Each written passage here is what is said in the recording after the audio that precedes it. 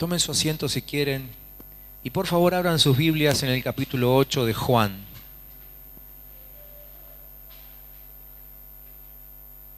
Quiero compartir algunos pensamientos allí y espero que nadie tenga que irse temprano. Aunque la hora haya avanzado, cada minuto invertido en este lugar vale la pena. ¿Amén? ¿Sí? Bueno, no hay muchos amenes, yo voy a predicar igual, así que les guste o no les guste. Juan capítulo 8, mientras ustedes están buscando ese capítulo en su Biblia, les recuerdo que tenemos habilitadas las mesas de inscripción, tanto para la escuela de vida, que es el fin de semana del 17 de mayo, acuérdense, ¿sí? Sábado 17 de mayo. En realidad, en esta ocasión no tenemos cupo, pero ¿por qué habilitamos una inscripción? Porque queremos tener idea de cuántos van a estar asistiendo para poder prepararnos también, preparar material, preparar el buffet, etcétera, etcétera, ¿sí? El tema de esta escuela de vida será viviendo en la plenitud del Espíritu Santo. Acuérdense que viene un equipo de Buenos Aires a ministrarnos esta enseñanza, así que no se lo pierdan. No voy a ahondar en detalles porque ya lo dijimos y cada uno puede preguntar un poco más a su líder, ¿sí? Y también está abierta la inscripción para el retiro de hombres, que es a fin de mes, ¿eh? Anótense cuanto antes, allí sí tenemos un cupo, ¿sí? Que tenemos que respetar. Esta semana, entre algunas cosas que iba entendiendo de parte de Dios, escribí en mis apuntes que la verdad que es todo un privilegio vivir en un país donde hay libertad religiosa o tolerancia religiosa, como quieran llamarlo los más letrados, ¿eh? Pero sea como sea, la verdad es que cuando vemos otros lugares donde el Evangelio no se puede predicar abiertamente como esta noche lo estamos haciendo aquí, decimos gracias Señor por semejante privilegio. Pero hoy yo no le voy a hablar de la libertad religiosa, por supuesto, sino que quiero hablarle de una esclavitud, ¿sí? Y el título del mensaje, como ustedes deben ver ahí en la pantalla, es La peor esclavitud. Creo que es la peor esclavitud, la cual nos muestra este pasaje. A medida que lo iba leyendo, fui escribiendo algunos pensamientos, extrayendo algunas frases de este pasaje que rápidamente yo quiero repasar con ustedes y que cada uno de ustedes después en su grupo de crecimiento durante la semana seguramente lo van a desarrollar, quizás aún mejor todavía que esta noche, ¿sí? Pero no quiero que nos perdamos esto. Juan capítulo 8, versículos 31 al 59. Dice que Jesús se dirigió entonces a los judíos que habían creído en él y les dijo: si se mantienen fieles a mis enseñanzas, serán realmente mis discípulos y conocerán la verdad, y la verdad los hará libres. Nosotros somos descendientes de Abraham, le contestaron, y nunca hemos sido esclavos de nadie. ¿Cómo puedes decir que seremos liberados? Ciertamente les aseguro que todo el que peca es esclavo del pecado, respondió Jesús. Ahora bien, el esclavo no se queda para siempre en la familia, pero el hijo sí se queda en ella para siempre. Así que si el hijo los libera, serán ustedes verdaderamente libres. Yo sé que ustedes son descendientes de Abraham. Sin embargo, procuran matarme porque no está en sus planes aceptar mi palabra. Yo hablo de lo que he visto en presencia del Padre. Así también ustedes hagan lo que del Padre han escuchado. Nuestro padre es Abraham, replicaron. Si fueran hijos de Abraham, harían lo mismo que él hizo. Ustedes, en cambio, quieren matarme, a mí, que les he expuesto la verdad que he recibido de parte de Dios. Abraham jamás haría tal cosa. Las obras de ustedes son como las de su padre. Nosotros no somos hijos nacidos de prostitución, le reclamaron. Un solo padre tenemos y es Dios mismo. Entonces Jesús les contestó: si Dios fuera su Padre, ustedes me amarían porque yo he venido de Dios y aquí me tienen. No he venido por mi propia cuenta, sino que Él me envió. ¿Por qué no entienden mi modo de hablar? ¿Por qué no pueden aceptar mi palabra? Ustedes son de su padre, el diablo, cuyos deseos quieren cumplir. Desde el principio este ha sido un asesino y en algunas Biblias dice homicida. Y no se mantiene en la verdad porque no hay verdad en él. Cuando miente, expresa su propia naturaleza porque es un mentiroso. Es el padre de la mentira. Y sin embargo a mí, que les digo la verdad, no me creen. ¿quién de ustedes me puede probar que soy culpable de pecado? Si digo la verdad, ¿por qué no me creen? El que es de Dios escucha lo que Dios dice, pero ustedes no escuchan porque no son de Dios. No tenemos razón al decir que eres un samaritano y que estás endemoniado, replicaron los judíos. No estoy poseído por ningún demonio, contestó Jesús. Tan solo honro a mi Padre, pero ustedes me deshonran a mí. Yo no busco mi propia gloria, pero hay uno que la busca y Él es el juez. Y pasamos al último versículo, versículo 59. Dice allí, entonces los judíos tomaron piedras para arrojárselas, pero Jesús se escondió y salió inadvertido del templo. Como les dije, después de haber leído este pasaje, se me cruzaron unas cuantas frases, algunos pensamientos que me lo fui anotando y lo que quiero compartir con ustedes esta noche. En primer lugar, me llamó la frase de los que habían creído. Los que habían creído. Y miremos con atención cómo empieza este pasaje y cómo termina. Fíjense qué interesante. En el versículo 31 comienza el pasaje diciendo, Jesús se dirigió entonces a los judíos que habían creído en Él. ¿A quiénes? A los que habían creído en Él. Y fíjense cómo termina en el versículo 59. Los judíos, los mismos, tomaron piedras para arrojárselas. En cuestión de minutos pasaron de creer en Él a querer matarlo a pedradas. ¿Sí? Así que yo me preguntaba esto, ¿qué garantías nos da el creer? ¿Qué queremos decir cuando nosotros decimos que creemos en Cristo Jesús?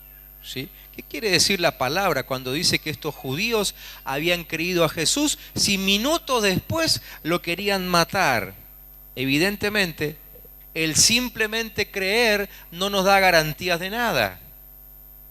De hecho, la misma Biblia dice que los demonios también creen, e inclusive dice que los demonios creen y tiemblan. ¿Sí? Cosa que ni nosotros solemos hacer a veces delante del Padre. A veces delante del Señor estamos parados con absoluta irreverencia y los demonios nos superan en eso porque tiemblan delante del Dios verdadero. Así que creer no es ninguna garantía, ¿no es cierto? ¿Sí? El verbo creer significa normalmente una confianza y un compromiso, pero evidentemente este auditorio que Jesús tenía aquí no tenía por lo menos compromiso, quizá confianza hasta cierto punto y hasta determinado momento del discurso. Después, no sé si hubo confianza de ahí en adelante, pero compromiso, con seguridad que no. Nuestro creer debería involucrar compromiso. Jesús deja bien en claro que el hecho de reconocer la verdad de las enseñanzas de Jesús, pero no hacer nada con esa verdad, es equivalente a unirse a los mismísimos enemigos del Señor. ¿Sí? ¿Me entiende? Creer en Cristo y no hacer nada con esa creencia es lo mismo que ser enemigo de Él. No sirve para nada. Así que Jesús, dándose cuenta de esa superficialidad que había en esa gente que lo estaba escuchando, Él dejó bien en claro que para ser un discípulo no alcanza con creer, sino que es necesario permanecer en su palabra.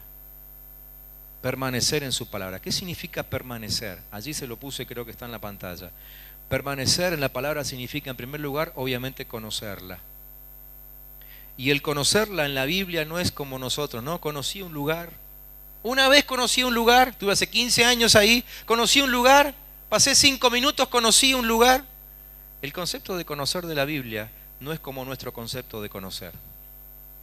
Cuando la Biblia habla de conocer, habla de una intimidad. Por eso en algunas versiones, sobre todo las más viejas, cuando un hombre se allegaba a su esposa, se dice que fulano conoció a mengana, ¿no? ¿Qué quiere decir? Que tuvieron intimidad entre ellos. Así que permanecer en la palabra significa, en primer lugar, llegar a tener una intimidad con la palabra, conocerla de veras. En segundo lugar, dejar que moldee mi mente. Y obviamente, en tercer lugar, obedecerla. Allí el verbo conocer está en un futuro dice, conocerán la verdad. ¿Por qué? Porque es un proceso, un proceso que va liberando al creyente a medida que el creyente va obedeciendo a Dios, ¿sí? Y fíjense qué interesante que esa libertad, esa libertad al conocer la palabra, actúa fundamentalmente en por lo menos 3 cosas que creo que también están allí en la pantalla, ¿sí? En primer lugar, esa verdad que vamos conociendo sirve para quitar el disfraz del enemigo, ¿sí? Cuando conozco la verdad, descubro la verdadera naturaleza del enemigo, ¿no es cierto? En primer lugar. En segundo lugar, me revela la naturaleza del pecado. Es decir, cuando yo conozco la verdad, me doy cuenta de qué terrible que es el pecado delante de Dios, ¿sí? Por eso cuando algunos llegan a la presencia de Dios, llegan a conocer a Cristo, ese día entran en un periodo de llanto y de amargura, porque recién allí se dan cuenta de lo asqueroso que fue su vida delante del Señor. Pero solamente lo hace la verdad. Hasta que no tengo contacto con la verdad, a mí me parece que el pecado no significa nada. Pero esto lo hace la verdad, cuando la conozco, ¿sí? Y en tercer lugar, la verdad crea en mí la convicción y la fuerza necesaria para soportar la tentación, ¿sí? Así que todo eso hace la verdad. La verdad de Cristo nos hace libres. Deberíamos decir entonces que verdad y libertad son términos inseparables, Verdad y libertad son términos inseparables. Dicho de otra forma, nadie podría decir que sabe verdad, que tiene conocimiento de la verdad, cuando todavía lo encontramos esclavo de algunas situaciones de la vida. Verdad y libertad van juntos. Si hay verdad, hay libertad. Si alguien es libre, es porque recibió verdad. Inseparables. Un segundo pensamiento o frase que me llamó la atención allí de este pasaje es la dificultad de vernos como esclavos. ¿Qué dificultad que tenemos para vernos a nosotros mismos cuando somos esclavos? ¿Sí? Claro, a nosotros, la gran mayoría de nosotros acá, nos cuesta mucho aún entender lo que es el término esclavo, porque nunca lo fuimos, ¿sí? Escucho hablar de esclavitud, veo películas sobre esclavitud, pero nunca la sufrí. Así que la verdad es que no tengo idea de lo que significa esclavitud. Y cuando realmente soy esclavo de algo, por ejemplo el pecado, o no me doy cuenta o ni lo reconozco. Nos cuesta muchísimo. Fíjense, la reacción de estos judíos fue inmediata, fue fuerte. Ellos se ofendieron por la sugerencia de Jesús de que eran esclavos. Creo que aquí hay algo que define el punto anterior, ¿no? Porque si Jesús hubiese seguido predicando acerca de que Él era el Hijo de Dios, acerca de la vida eterna que traía, y a lo mejor estos judíos, que según el versículo 31 habían creído en Él, probablemente no decían nada, probablemente nunca reaccionaban, y quizás Jesús terminaba su mensaje y todos iban a su casa y todos contentos, y nadie levantaba ni una sola piedra del piso. ¿Pero por qué se ofendieron? Porque Jesús les dijo que ellos eran esclavos, ¿sí? Y claro, ellos inmediatamente dijeron, nunca fuimos esclavos de nada ni de nadie. Y nosotros que sabemos la historia, sabemos que en realidad sí fueron esclavos. Ellos fueron esclavos de Babilonia, fueron esclavos de Egipto, fueron esclavos de Siria, estaban siendo esclavos de Roma. ¿Cómo nos cuesta? Nos cuesta como a ellos, ¿no? Reconocer aquellas cosas que nos dominan, aquellas cosas que nos manejan. Alguien dijo alguna vez que es increíble el poder de la mente para olvidarse de esos hechos que me son inconvenientes, ¿no? ¿Cómo me olvido fácilmente de lo que no me conviene, ¿no es cierto? Entonces, cuando soy esclavo de algo, cuando algo me domina, probablemente en el mensaje del domingo a la noche eso me sacude, me llama la atención, pero si no lo resolví en ese momento, al martes ya lo olvidé. Mi mente lo olvida, lo quiere dejar atrás porque no me conviene tocar ese tema, ¿no es cierto? El peor tirano que podemos servir es nuestro propio corazón egoísta, ¿sí? Y ahí está nuestra esclavitud. Una esclavitud, una desobediencia, ¿sí? Una sumisión a lo que el diablo quiere y no lo que Dios quiere, ¿sí? Las adicciones son un ejemplo de esto, ¿no? Aquel que ha sido adicto o quizá todavía sigue siendo adicto hasta el día de hoy, quizá lucha interminablemente para salir de ahí, o ya no lucha, quizá ni siquiera lo reconoce, pero una vez que comenzó a transitar ese camino de esclavitud, cada vez es peor y la demanda es mayor. Nos cuesta reconocer que somos esclavos. Te lo adelanto porque probablemente en unos minutitos más, cuando yo esté terminando aquí y estemos orando, quizá el Espíritu Santo te toque el hombro y te hable acerca de alguna esclavitud. Te lo adelanto, puede suceder. Tercera cosa que me llamó la atención, que Jesús dijo que el que comete pecado es esclavo de él, ¿sí? Así que Jesús está diciendo que no es un acto pecaminoso lo que nos transforma en esclavo, sino que es la sucesión de actos que no podemos detener. Eso es lo que nos transforma en esclavos, lo que hace que caigamos en un hábito continuo, una rueda que ya no tenemos posibilidad de detener. La práctica constante del pecado es la manifestación de la esclavitud, ¿sí? Por eso tenemos que entender claramente la palabra. Si en algún momento cometo un error, ¿sí?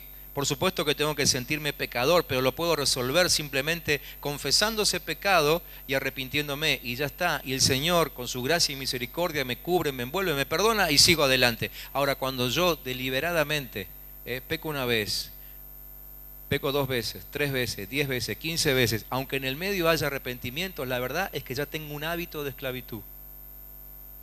Aunque vuelva en algún momento a pedir perdón, la verdad es que soy esclavo. ¿Necesito libertad? Entonces, por un lado quiero dejarte tranquilo que si pedís perdón al Señor vas a ser libre, pero por otro lado quiero dejarte intranquilo para que resuelvas tu esclavitud si es que te está pasando eso. Sentite bien si pedís perdón al Señor y el Señor te perdona. Está bárbaro, pero por favor, en algún momento hay que detener la rueda de la esclavitud porque termina consumiéndote. ¿Me entienden? Somos esclavos. Y lo tenemos que reconocer. La verdad es que todos somos esclavos de algún señor, o de Cristo o del enemigo de Cristo, ¿no? Siempre somos esclavos de alguien. Yo prefiero ser de Cristo, no sé ustedes. Agustín, uno de los padres de la iglesia, decía que el esclavo que pertenece a otra persona puede, en algún caso, escaparse de su dueño. Pero para el esclavo del pecado no hay esperanza de eludir a su dueño, porque el dueño reside adentro y le acompaña donde quiera que vaya. Vieron que por eso le puse como título la peor esclavitud, ¿eh? ¿Entendieron esta frase? ¿Sí? No puedo ser esclavo de una persona y escaparme o comprar por mi libertad. Pero cuando el dueño de mi esclavitud vive adentro mío, indefectiblemente me lo llevo a donde vaya. Yo puedo cambiarme de iglesia, puedo cambiarme de ciudad, puedo cambiarme de país, pero el dueño de mi vida va conmigo y vaya donde vaya, la esclavitud se va a volver a manifestar. ¿Me entienden? Cuarto pensamiento. Este me encantó. Y es muy profundo y me gustaría ahondar en eso, pero no lo voy a hacer hoy. Pero el cuarto pensamiento es este. Solo el hijo se queda en la casa. Solo el hijo se queda en la casa. En una casa el siervo, el empleado, el esclavo, siempre está expuesto a ser despedido y a no permanecer en la casa. El hijo no. El hijo se queda ahí. Y si en algún momento se va, la casa siempre está abierta para que vuelva, ¿no? Hijo pródigo es un ejemplo de eso. Y todos sabemos que en algún momento podemos volver a la casa de papá, ¿sí? Creo que pasó en medio de las últimas inundaciones, ¿vieron? Por lo menos una de las cosas que me llamó la atención, la cantidad de gente que se fue a vivir a la casa de los padres, sobre todo matrimonios jóvenes, ¿no? O sea, está bien, lo digo como algo bueno, como algo positivo, simplemente digo que me llamó la atención. como enfatizando esto, ¿no? A mí me quedó grabado esto. En tiempos de crisis, en tiempos de inundación, la familia es la que nos da protección, ¿no? Terminamos acobachándonos todos en la casa de un familiar que a lo mejor no le entró el agua. Por esta verdad, porque el hijo, aunque se vaya, siempre tiene las puertas abiertas para volver, el esclavo no. Y si pensamos en la esclavitud del pecado, entendemos por qué tanta gente siempre está con las valijas hechas, siempre se está yendo, siempre se está ofendiendo, ¿no? ¿Por qué? Porque dentro suyo, quizá inconscientemente, está reconociendo que es un esclavo, no es hijo. Baja autoestima se llama eso. Baja autoestima. En cualquier momento levanta campamento y se va. Se manda a mudar. En cambio el hijo se queda en la casa. El hijo es aquel que dice: yo de acá no me voy y la voy a pelear porque este es mi lugar, ¿no? Entonces no se va de su casa, no se va de la iglesia, no se va de su trabajo. Tiene la estima puesta en el justo lugar. ¿Sí? ¿En qué lugar? En la relación de hijo y padre. Como es hijo y sabe que eso se lo dio su papá, sabe que su familia se la dio Dios, su trabajo se lo dio Dios, su iglesia se lo dio Dios, entonces dice: si esto me lo dio papá, acá me quedo. ¿Me entienden? Bien, no me quiero entusiasmar porque si no me voy por ahí. Le dije que ese tema me había llamado la atención, así que en algún momento lo voy a predicar, ¿sí? Los que son de otra congregación tendrán que invitarme para que vaya a predicar allá, no sé, ustedes verán. Quinto pensamiento: hijos de Abraham son aquellos que hacen sus obras, o sea, las obras de Abraham, ¿sí? Hijos de Abraham son aquellos que hacen las obras de Abraham. Entonces, cuando yo leí esto, digo, esta frase que ellos dijeron, ¿se acuerdan que ellos dijeron ahí: nosotros somos hijos de Abraham? Inmediatamente, como yo soy criado en cuna evangélica, me empecé a acordar de alguna de esas frases, como por ejemplo esa: fui criado en cuna evangélica, crecí en la iglesia, soy tercera generación de pastores, ¿sí? Siempre viví en la iglesia. Esas frases son como las de estos judíos, frases que no dan garantía de nada, mientras que yo no haga las obras de aquellos que me antecedieron, ¿no es cierto?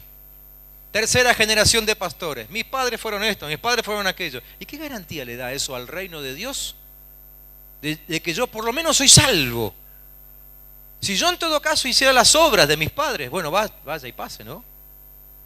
Pero la verdad es que usamos esas frases como si fuese un escudo, como para abrirnos camino. Otra vez, por nuestra baja autoestima, por la esclavitud, necesitamos abrirnos pasos con ese tipo de frases que pensamos son una especie de identificación, de certificado para decir: bueno, a mí me tienen que dar permiso para sentarme en la primera fila. Jesús dejó bien en claro de que el ser hijos de Abraham no tiene nada que ver, siempre y cuando que no se hagan las obras de Abraham. De hecho, estos mismos judíos otra vez parece que les falló la memoria. ¿Por qué? Porque había hijos de Abraham que no fueron pueblo de Dios. Ismael, hijo de Abraham, pero no era contemplado como parte del pueblo de Dios. Esaú, hijo de Isaac, del mismo linaje de Abraham, hermano de Jacob, no fue contemplado dentro del pueblo de Dios. Los profetas de la antigüedad siempre hablaron de un remanente dentro del pueblo, o sea, dentro del pueblo de Dios, unos pocos apartados. ¿Se dan cuenta? Ser hijo de Abraham no es garantía de que seas parte del pueblo de Dios, ni haber nacido en cuna evangélica, ni ser tercera, quinta, décima generación de pastores, ni criarte en la iglesia. Nada de eso sirve. ¿Cuáles fueron las obras de Abraham? Jesús le dijo: pruébenme que son hijos de Abraham haciendo las obras que hizo Abraham. ¿Cuál fue la gran obra de Abraham? Creer y obedecer sin argumentos. Dios un día se le apareció, ni lo conocía bien a Dios, tenía otros dioses además a Abraham. Se le apareció Dios, se reveló como el verdadero, evidentemente le dejó señales de que era el verdadero y le dijo: con vos voy a ser una nación diferente. Necesito que te vayas de acá y vamos a ir a otro lugar. Sí, Señor, al instante, ahí, al toque, obedeció. Creyó y obedeció, sin argumentar absolutamente nada. Esas son las obras de Abraham. Ser parte del pueblo de Dios significa que yo le creo y le obedezco sin argumentar. ¿Sí? O sea, podés estar sentado en esa silla gris, en la que estás sentado hoy, o en el banco marrón de allá al fondo, aquellos ustedes no se salvan, y así todo no ser parte del pueblo de Dios. Espero que antes de irte de este lugar esta noche, decidas ser pueblo de Dios. Amén. Sexto pensamiento. Hijos de Dios son aquellos que aman como Él. Hijos de Dios son aquellos que aman como ama Dios. Por eso Jesús le dijo, si Dios fuera su Padre, como negándolo, ¿no es cierto? Como negándolo, es una negación eso. Contempla una situación contraria a lo que era realidad. Uno que tiene parentesco con Dios, ¿sí?, nunca jamás va a entregar a su Hijo Jesucristo. Uno que tiene parentesco con Dios ama como ama Dios, ¿sí? Uno que tiene parentesco con Dios ama a los hijos de Dios. Me llamó la atención cuando leía este párrafo y Jesús les hablaba acerca del padre que realmente ellos tenían, que era Satanás, obviamente, el padre de mentira. Dice, porque él desde el principio, en la versión que yo les leí, dice es asesino. Pero les mencioné que hay otras versiones que dicen homicida. Me gustó esa versión. ¿Por qué? Porque homicida significa el que mata a un hermano.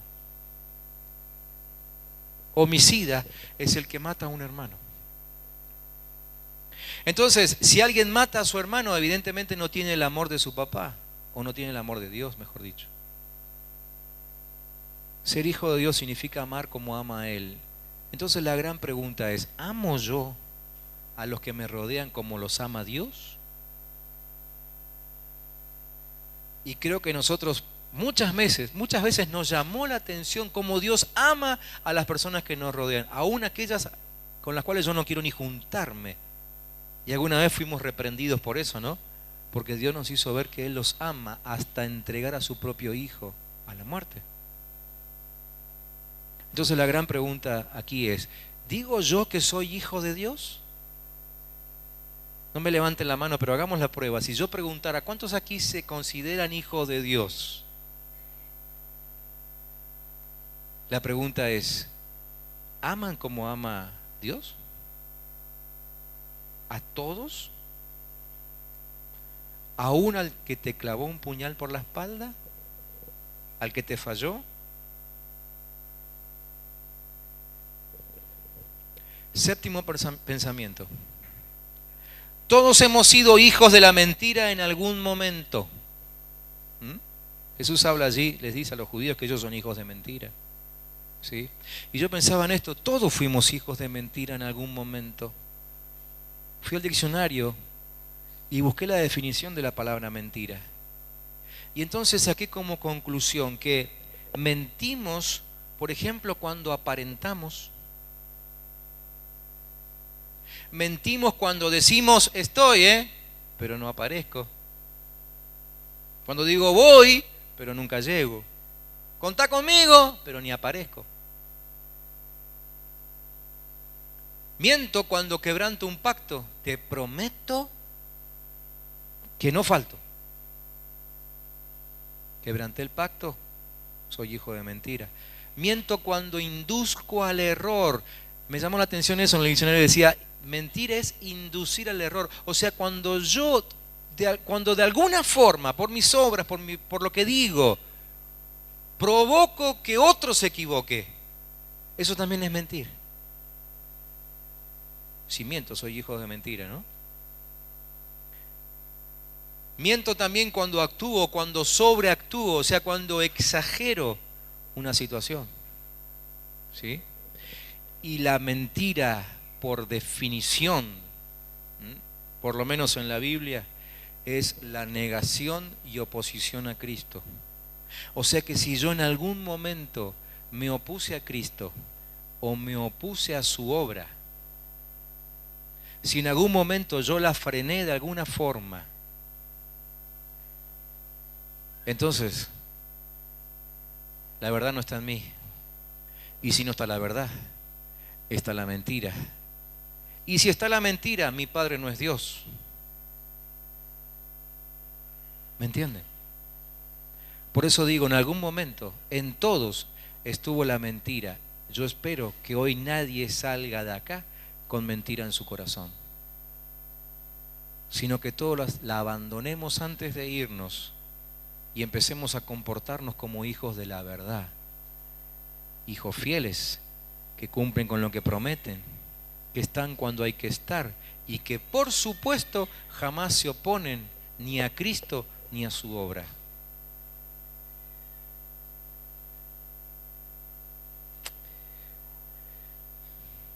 Me gustaría decir algunas cosas más, pero creo que con esto alcanza. Por eso les voy a pedir que cierren sus ojos durante unos minutitos.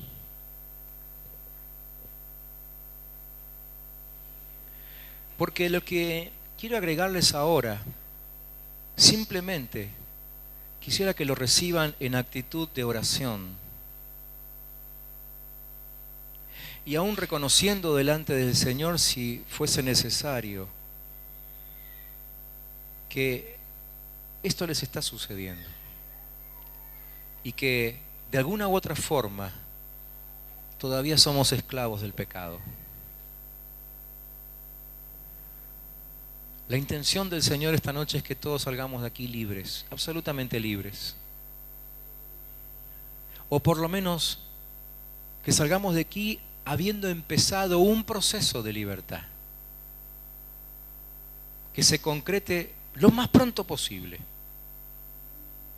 para que el diablo no tenga ni una sola oportunidad de aprovecharse de nosotros, ni de hacer todo aquello que solamente sufren los esclavos. Quiero que pienses en esto, en que hoy por hoy la idea moderna de pecado es falsa. Hoy se cree que el pecado, bueno, es un simple error. ¿Qué va a ser? Te equivocaste, vamos para adelante. Hoy se cree que, bueno, te equivocaste, puedes dejar de hacerlo en cualquier momento. Cuidado. El pecado ofende terriblemente a Dios, te transforma en esclavo y hace que en cualquier momento tengas que abandonar la casa. Acordate, solo el hijo se queda, el esclavo se tiene que ir en algún momento. Cualquier padre va a priorizar sus hijos por encima de sus esclavos, y si en algún momento tiene que tomar una decisión, la decisión será a favor de su hijo y no de su esclavo. La esclavitud ofende terriblemente a Dios, y la verdad es que no es tan fácil dejarlo. Lo tenemos que reconocer. Solamente por convicción del Espíritu creo que hay algunas personas aquí que están luchando con esclavitud desde hace tiempo. Y en su vida vienen sufriendo los ataques constantes, terribles del diablo. Cosas muy sutiles, quizás muy pequeñitas, pero no hacen la diferencia porque te hacen tan esclavo como aquel que sufre las peores calamidades. Esclavo es esclavo. Te peguen mucho, te peguen poco. Esclavo es esclavo.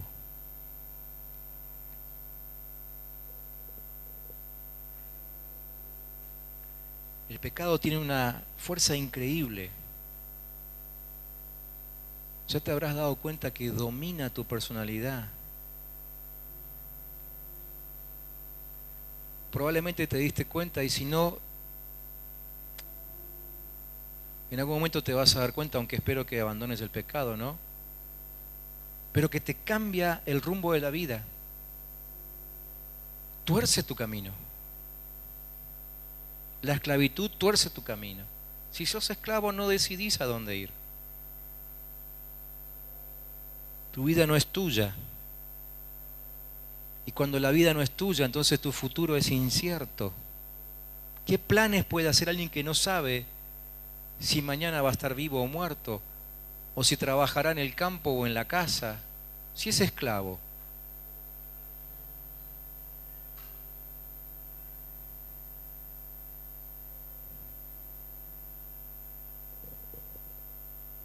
No te engañes, el que peca no hace lo que quiere. Esa típica frase, ¿no? Yo hago lo que quiero. Mentira. El que tiene que hacer uso de esa frase es porque ya perdió el control de sí mismo y ya no hace lo que quiere, sino lo que le indica el pecado que vive dentro suyo.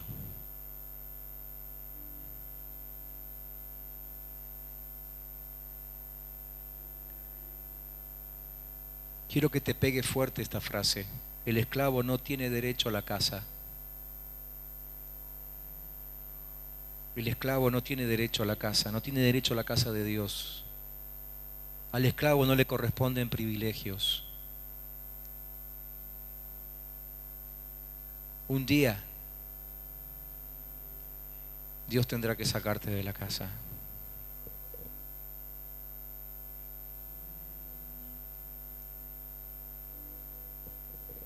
En nombre de Jesús, yo te quiero pedir esta noche que tomes una decisión por comenzar un proceso de libertad. Por favor, te quiero llamar la atención, pero no por mí, sino por Cristo Jesús, que está peleando, o que ha peleado, ha entregado su vida para que seas libre. Date cuenta de tu esclavitud y reconocelo delante del Señor hoy para que empiece ese proceso con el cual Él te haga totalmente libre. Yo voy a pedir que todos se mantengan con los ojos cerrados. Pero si alguien hoy se reconoce como en medio de una esclavitud,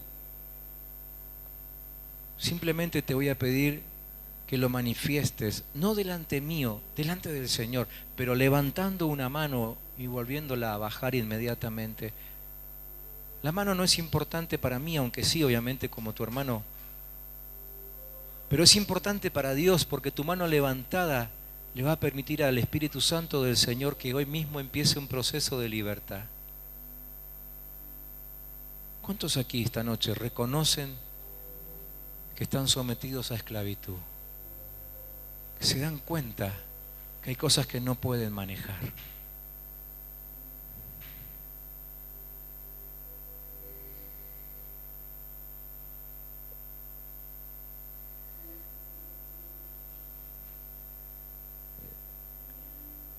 Aquellos que levantaron la mano, aunque lo digas muy bajito, para que no te escuche el de al lado, porque no quiero que nadie sea ofendido, nadie se moleste, pero necesitas decir: Cristo Jesús, me reconozco esclavo,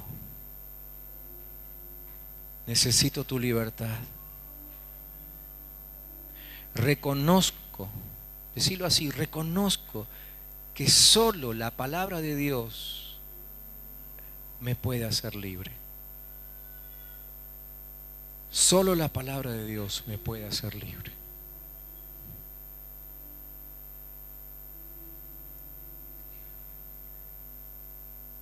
Decía esto otro también: yo hoy abro mi mente y mi corazón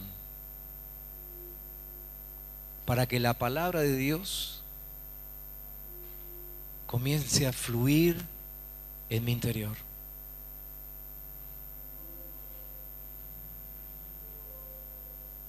Y que pronto pueda experimentar la vida abundante que solo Cristo me puede dar. La Biblia enseña que la vida abundante se caracteriza específicamente por paz, por gozo y por una seguridad de vida eterna. Yo sé que vos querés paz, yo sé que vos querés gozo. Y sé que también querés la seguridad de la eternidad, ¿no? Porque si vos te sabés eterno, entonces ya nada te afecta, ya nada te ofende, ¿no es cierto? Porque si vos sabés que vas a vivir eternamente con Cristo, ¿qué te preocupa la enfermedad? Ni la muerte te preocupa. Porque hay promesa de vida eterna sobre tu vida. Entonces, Yo creo que todos queremos en alguna forma la seguridad de la vida eterna, pero solamente la podemos tener cuando Cristo Jesús, con su verdad, empieza a transitar por nuestra mente, nuestro corazón, todo nuestro ser.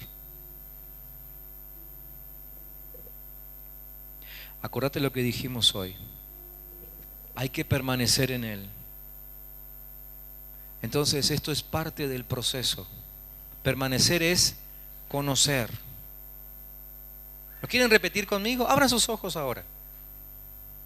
Quiero que esto lo terminen asimilando. Vamos a seguir la enseñanza de los hermanos del APEN. Vamos a repetirlo, ¿sí? ¿Qué es permanecer? Permanecer es, primero, conocer la palabra, dijimos. Conocer la palabra, decirlo conmigo. Conocer la palabra. ¿Se acuerdan que conocer era intimar, no es cierto? ¿Sí? ¿Y cuál es el resultado de una intimidad? Lógica, el resultado de intimidad. Frutos, ¿no? El esposo que tiene intimidad con la esposa. El resultado lógico es hijos, ¿no? Entonces, si intimás con la palabra, ¿cuál es el resultado lógico? Frutos. Tiene que haber frutos. ¿Ok? Entonces, primero, para permanecer en la palabra necesito conocerla, o sea, intimar con la palabra, tener intimidad, pasar tiempo. Yo para tener intimidad con mi esposa no le puedo dar 5 minutos, ¿sí? Y ustedes saben que tampoco, ¿no? Conocer la palabra. Segundo, permitir que la palabra me moldee. Díganlo conmigo, permitir que la palabra me moldee, ¿sí? Que me dé forma. ¿Por qué? Porque la forma que traía nos sirve para entrar al reino de los cielos. Necesito que la palabra me cambie la forma. ¿Cuántos aquí están dispuestos a que la palabra de Dios les cambie la forma? ¿Seguro? Digan conmigo, Señor, cambiame la forma. La de adentro, la de afuera nos ocupamos nosotros. Tercero, permanecer en la palabra significa obedecerla. Díganlo, significa obedecerla. ¿La vas a obedecer? ¿Toda? Si la palabra dice que tenés que orar sin cesar, ¿la vas a obedecer? Si la palabra dice que tenés que diezmar, ¿la vas a obedecer? Si la palabra dice que tenés que poner la otra mejilla al que te hirió en la primera, ¿lo vas a obedecer? Te quiero ver. Permanecer. ¿Qué les parece si oramos juntos? Con el Salmo 51. Primero pensé en que cada uno agarre su Biblia y la lea, pero va a ser un lío esto porque todos tenemos versiones diferentes, así que se lo escribí ahí, en la pantalla va a estar, ¿sí? Salmo 51, espero que todos lo puedan ver. Nos ponemos en pie y terminamos juntos este tiempo orando con este salmo, ¿sí? Este es un salmo muy especial, un salmo que fue escrito en el momento en que David fue confrontado con su pecado, con su esclavitud. ¿Se acuerdan? El profeta llegó a él para anunciarle que para Dios era pecado que se hubiese acostado con Betsabé y que encima haya matado al marido. Así que en ese momento tan especial, él escribió este salmo. Y nosotros lo vamos a usar para reconocer que hemos sido esclavos, pero que queremos la libertad de Cristo. Amén. ¿Estamos listos? ¿Lo pueden ver? Los que lo vean lo leen fuerte, ¿sí? ¿Ok? Es la nueva versión internacional, por si alguno lo tiene ahí y lo prefiere leer en su Biblia. Vamos. Ten compasión de mí, oh Dios, conforme a tu gran amor, conforme a tu inmensa bondad, borra mis transgresiones, lávame de toda mi maldad y límpiame de mi pecado. Yo reconozco mis transgresiones, siempre tengo presente mi pecado. Contra ti he pecado, solo contra ti, y he hecho lo que es malo ante tus ojos. Por eso tu sentencia es justa y tu juicio irreprochable. Yo sé que soy malo de nacimiento, pecador me concibió mi madre. Yo sé que tú amas la verdad en lo íntimo, en lo secreto me has enseñado sabiduría. Purifícame con hisopo, y quedaré limpio. Lávame y quedaré más blanco que la nieve. Anúnciame gozo y alegría. Infunde gozo en estos huesos que has quebrantado. Aparta tu rostro de mis pecados y borra toda mi maldad. Crea en mí, oh Dios, un corazón limpio y renueva la firmeza de mi espíritu. No me alejes de tu presencia, ni me quites tu Santo Espíritu. Devuélveme la alegría de tu salvación, que un espíritu obediente me sostenga. En el nombre de Jesús. Amén y amén. Señor, que esta oración hecha delante del Padre haya sido hecha con sinceridad. De veras que queremos que tus ojos nos examinen. Pero sobre todas las cosas necesitamos que la sangre de Jesús nos limpie y nos haga libres de toda esclavitud. En el nombre de Jesús, aquellos que esta noche han decidido comenzar un proceso de libertad, Señor, sobre ellos y con la autoridad que Cristo me ha dado, en el nombre de Jesús, yo me vuelvo en contra de toda esclavitud. Le hablo a la maldad, le hablo a la maldición del pecado en los corazones de mis hermanos y digo, ahora comienza a desbaratarse en el nombre de Jesús. Toda esclavitud ahora es quebrantada y se cae delante de los pies del mismísimo Señor Jesucristo, el vencedor de la muerte. En el nombre de Jesús yo declaro que comienza hoy un tiempo de libertad. Para aquellos que han sufrido quizás años, hoy comienza un tiempo de libertad. Señor, y con tu Espíritu Santo los vas a conducir hacia aquellas palabras, actividades donde tienen que estar, las que no se tienen que perder, para que el proceso de libertad se complete. Yo los bendigo en el nombre de Jesús, que se abran las fuentes del cielo sobre ellos y que la maldad sea alejada de sus caminos, que el diablo se mantenga a distancia de sus corazones, porque esta noche tiene que quitar sus sucias manos de ellos. En el nombre de Jesús lo digo. Señor, tu libertad se manifieste entre nosotros. Tu libertad se manifieste en todo el pueblo de Dios. Que aún mis hermanos de otras congregaciones hoy aquí presentes lleven esta palabra de libertad a sus iglesias, a sus barrios. Sigan pisando la ciudad en nombre de esta palabra de libertad. Y literalmente podamos ver de aquí a un tiempo, Señor, como alrededor nuestro la libertad de Cristo se hace manifiesta. En el nombre de Jesús. En el nombre de Jesús. ¿Cuántos son felices porque el Señor los ha hecho libres? ¿Cuántos dicen gloria a Dios porque el Señor nos ha liberado? Dale un fuerte aplauso a Cristo Jesús por la libertad que Él te da. Porque solamente Él te hace libre. No lo olvides.